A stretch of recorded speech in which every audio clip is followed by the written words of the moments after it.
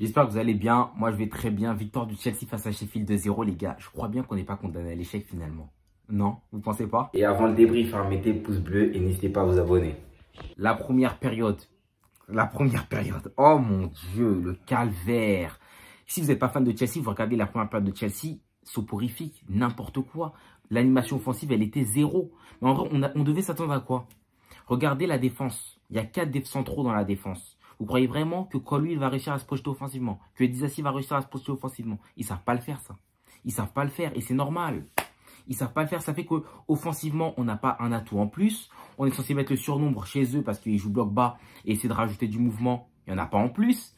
Les gars, première mi-temps stérile, position stérile. Notre position ne servait à rien. Mais le seul point fort, c'est que défensivement, ça tenait la route. Voilà. On jouait 4 def centraux. En vrai, ça tenait la route, en vrai, défensivement. On a pris quasiment 0 frappe, hein, si je ne me trompe pas. Ah, moi, il y a une frappe, je sais qu'une frappe de loin qui passe proche de la lucarne. Mais en tout cas, sinon, le gardien, il n'a rien eu à faire. Cette première période, le seul joueur qui s'est un peu illustré, c'est bien Mudryk. C'est un joueur, Mudryk, en fait, c'est un joueur, il est en pagaille. Il est en pagaille. Il est capable de tout faire. Une action bien, une mauvaise action. Le frérot, en première période, il y avait seulement lui. Il était sur son couloir gauche, il tasait, il éliminait, il faisait ses petits trucs, il faisait quelques petits bons centres. Et il y a des moments, il zaillait un peu, des contrôles un peu trop longs. Tantôt, t'as un truc, il ne contrôle pas ses pieds. Un contrôle un peu trop long, il élimine 2-3 joueurs, il tente une frappe de 500 mètres. Une frappe de 500 mètres. Après, vous posez l'action, pourquoi moi j'attends à ce qu'une coucou arrive et une coucou soit le sauveur? Parce que nous attendons, ils ne savent pas tirer. Il a tenté quand même une frappe de 500 mètres, il a frappé à l'ouest. Mais tu t'attends à quoi, Mudryk? Quand je dis Mudryk, en fait, en ce temps, il est en pagaille, les gars. Croyez-moi, il est en pagaille. Après, on arrive lors de cette deuxième période et là, tout a changé, les gars.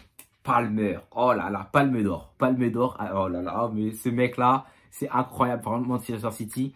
Si vous voulez que je rajoute de l'argent même de ma propre poche, donnez-moi le RIB le PayPal de votre club et j'envoie l'argent, les gars. Je vais envoyer mon argent, je vais envoyer mes économies. Parce que c'est pas possible. Cole Palmer, il est trop fort. La Palme d'or.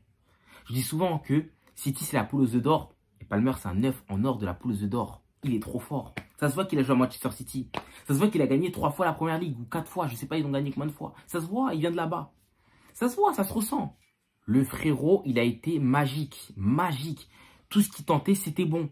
Crochet, dribble, passe, excellent. Décalage, tout ça. En plus, il est intelligent. C'est lui qui crée sa propre occasion. Il fait la passe à Sterling. Sterling, il élimine. Hop, il envoie son centre et Palmer à la réception. Parce que Nicolas Jackson, malheureusement, quand il est présent dans la phase de réparation, tu as l'impression qu'il est un peu invisible. Voilà, c'est pas, ça se voit que c'est un attaquant de pointe de métier. Il a du mal à peser sur les défenseurs. Par contre, il est un peu mobile. Ça fait que bon, voilà. Mais son problème, c'est que dans la surface, tu as l'impression qu'il ne sert à rien. Et là, pour le coup, il était positionné dans la surface de réparation et c'est Palmer qui vient couper et qui marque. Tant mieux. Et Palmer, tellement il aura été exceptionnel, il aura même réussi à faire marquer Nicolas Jackson. Je l'aime beaucoup, Jackson. Hein. Grosse force à lui. Hein. Mais il est dans le dur en ce moment. Et Palmer, c'est un bon, il lui fait la passe D. Tellement ce petit, c'est un enfant en or. Ah, il est tellement gentil. Ah, Palmer, gentil. Gentil pour du match. On gagne 2-0. On s'attendait tous à ce que Nkunku rentre. Le frérot, il ne rentrera jamais. Pochettino, à quoi tu joues? C'était le meilleur match pour l'introduire. On gagnait 2-0. Moi, je pensais que tu allais le faire rentrer à la place de Jackson. Jackson, il avait déjà marqué. Il avait déjà marqué. Je pensais que tu allais le faire rentrer. Pas du tout. Rien du tout. Je pense qu'on risque de voir peut-être dans un prochain match, mais ce ne sera pas aujourd'hui. Je pense qu'ils veulent le protéger, mais là, le protéger jusqu'à où? Le protéger jusqu'à où? En fait, je pense qu'on attend vraiment ce que Chelsea, dans un match où on est en train de perdre, pour le faire rentrer. Tant qu'on ne va pas perdre, je pense qu'il ne va pas rentrer, en fait. Après, les gars, on va se dire la vérité. Hein. Par contre, il y a un joueur qui a éliminé le milieu de terrain aujourd'hui. Moses Caicedo à London. Il a lâché les Timberland. Il a arrêté de porter les Timberland. Il est plus sponsorisé par Timberland, les gars. Maintenant, c'est Nike. Maintenant, c'est Nike. C'est fini, Timberland, les gars. Top match de sa part.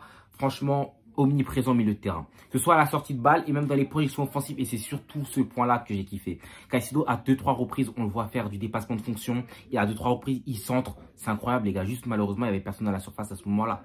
Mais Caicedo, vraiment chapeau. Son meilleur match depuis qu'il est à Chelsea aujourd'hui. Et j'espère qu'il va continuer comme ça. Après, on n'oublie pas que c'est le dernier de Première Ligue quand même. C'est le dernier de Première Ligue, mais c'est à voir. Par contre, le point où je ne vais pas oublier, la finition, les gars. Aujourd'hui, il y a Broja qui rentre dans un match plié de 0. On se dit, vas-y, on peut en planter encore un. Palmer, encore une fois, le meilleur. Il élimine, il fait son centre Manchester City. Ça se voit qu'il a pris ça là-bas. Et là, Broja, il nous rate un tapine. Broja, eh oh. Jackson, lui, il a mis son tapine aujourd'hui. Hein. Il l'a marqué sur la passe de Palmer. Et toi, tu le rates. En fait, tu nous offres aucune garantie. En fait, tu nous montres qu'en termes de finition, finalement, tu n'es peut-être pas meilleur que Jackson. Là, en fait, tu nous poses dans une situation embarrassante. Si tu sais choisir entre la peste et le choléra. On doit choisir quoi, nous, en fait, en termes de finition? C'est ça, quand je dis qu'on a besoin d'une coucou, vous comprenez pas. En fait, on a juste besoin d'un mec qui tire mieux que les deux. On a juste besoin d'un mec qui tire mieux que Broja et Jackson. Mais son Broja, je l'aime trop parce que il est grand, il a un impact physique. Par contre, lui, il pèse sur les défenseurs, contrairement à Jackson. Et il est technique. On a vu un peu le double contact qu'il a calé un peu sur le côté. Et vraiment, ce mec, c'est vraiment un profil très intéressant. S'il arrive à enchaîner les matchs et prendre en confiance, je pense que ça peut devenir un super attaquant. Par contre, par rapport à Jackson, moi, je verrais plus une suite pour lui en tant qu'attaquant gauche. Pour moi, Jackson, c'est pas un attaquant de pointe. Et lui-même, il le sait, c'est pas un attaquant de pointe de métier. À la base, il est ailier gauche, je pense, ou il est ailier en tout cas. Et je pense qu'à ce poste-là, il s'y retrouverait beaucoup plus. Et même dans le match, hein, j'ai bien aimé quand Jackson, en seconde période, quand Broja il est rentré, il partait un peu sur les côtés, il tentait des trucs. À un moment, il a fait une feinte à un moment, une feinte de talonnade, ou je sais pas, il a fait un truc à un moment. Car moi, j'étais plié, je me suis dit, mais c'est Jackson, c'est qui? Il serait pour qui? En tout cas, mais ça m'a fait plaisir de le voir faire ça. Parce que je me dis que finalement, dans ce poste-là, peut-être de tourner autour de Broja, ou peut-être dans un poste peut-être d'ailier, Jackson il se retrouverait beaucoup plus. Vraiment, il serait beaucoup plus intéressant à ce poste-là. De toute façon, vous voyez à mon visage, hein, aujourd'hui je suis heureux parce qu'on a gagné. Et surtout parce que cette deuxième mi-temps, elle a été du niveau de Chelsea. On a été très bon. Après, on a eu un petit temps faible, on a conservé le score. Et vraiment, défensivement parlant, ces 4 défenseurs centraux, par contre, ils se sont super bien gérés. Parce que c'était vraiment infranchissable. Le gardien, il a rien eu à faire. De toute façon, on verra de toute façon face à Newcastle plus tard. Mais là, il a rien eu à faire. On lui a facilité le boulot. On lui a vraiment facilité le boulot. Défensivement, c'était serein. On n'a pas paniqué. On n'a pas pris de but. On s'en sort avec un clean sheet aujourd'hui. Mais bon, après, il faut remettre dans le contexte encore une fois. On joue face à Sheffield. Voilà, on joue face à Sheffield. Ce pas les plus dangereux offensivement. Mais en tout cas, c'est un point vraiment où je suis vraiment heureux. On sort avec le clean sheet aujourd'hui. On tourne la tête sur le prochain match. Je ne sais pas si c'est Newcastle, en tout cas en coupe. Un match super important parce que la saison se joue dessus. Gagner une coupe, ce serait vraiment primordial pour cette jeune équipe. Et les gars, on s'attrape pour le débrief de Newcastle. N'hésitez pas à vous abonner. En tout cas, les débriefs arrivent lourds, les gars. Je vais faire davantage de vidéos. Au moins crescendo. Salut les gars. Passez une bonne soirée.